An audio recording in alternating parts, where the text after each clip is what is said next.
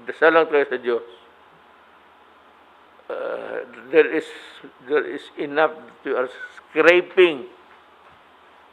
Wala na tayo. Remember, Filipinos, na the time of giving the assistance or the stipend or your allowance is no longer there.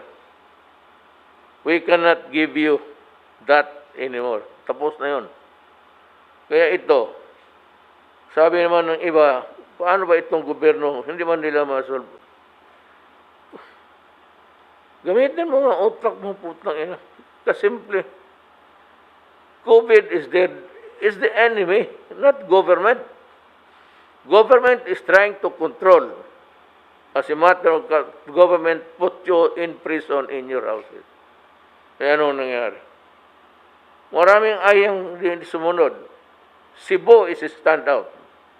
I saw it from the government surveillance TV.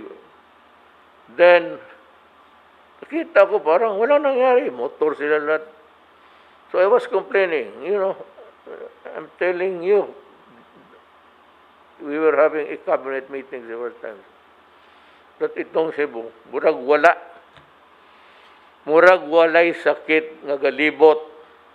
But there is no germ kagaw nga balibot. You are doing life nonchalant. Nagbaliwala lang. Sige, continue lang ta. Pamahaw, panood to, inom. Puta. Pagdating ng panahon, sabihin pa ninyo, we are having trouble here. The hospitals are nobody in this world was really prepared to deal with it.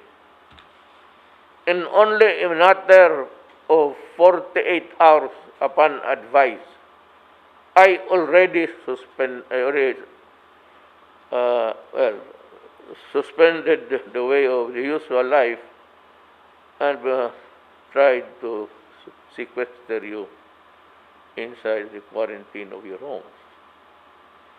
Wala nga anong sabihin. For example, Secretary Duque, they want their neck. Then I ask you, okay, you want me to fire Duque? Let me be satisfied. Anong kasalanan ng tao? He did not import COVID. He was there all the time, and an infection was overwhelming, not only for the Philippines. I do not want to compare it with any country, but it was a global thing. And ngayon, bakit tayo marami na? Well, sana makapanood kayo ng YouTube or YouTube. Makita mo ang spike ngayon, binalikan sila. And the scientists say that it will be, this COVID will be forever, for decades. So ang sinasabi ko sa the same. What I said earlier, in the early days of this pandemic thing, I said that, be careful because it is swallowing the rest of the world. And we will be no exception. I believe in China because they're very conscientious. And hindi reklamador. May isang bayan na mayaman, pagka-reklamador na binigay na ng Panginoon Diyos yung biyaya niya.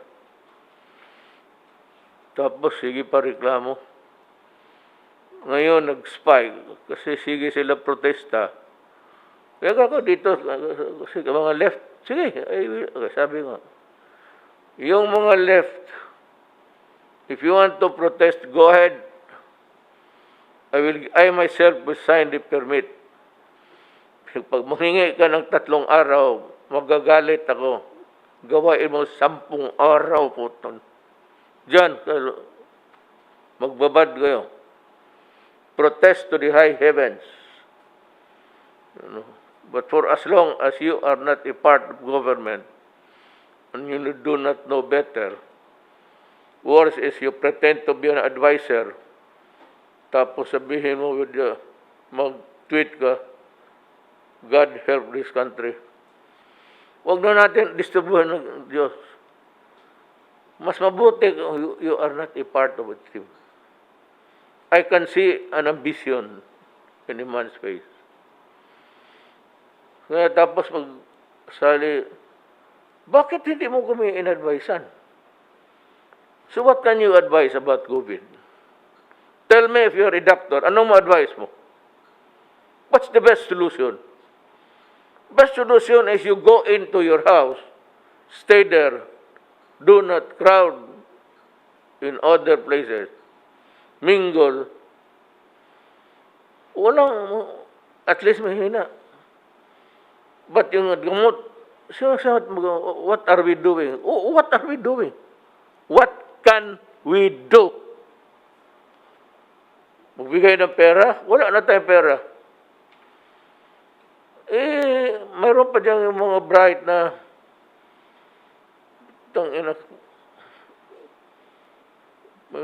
Neanderthal instinct. Bright nga. Modern, pero Neanderthal thinking. Na sige, sabihin ng gobyerno, sige banat sa gobyerno. Butang ina, ganito yan eh. Kayo mga animal kayo, kung bright talaga kayo sana, kayo na nakaupo dito at nagawa na ninyo ang gusto ko. But for as long as you're not part in government, you can criticize. But do not be a double standard idiot. Pretending to advise, then you criticize. You tell us, because karamihan dito, General Galvez, General Anyo, General Lorenzana, Bongo. Hindi naman tayo, isang doktor ka lang eh.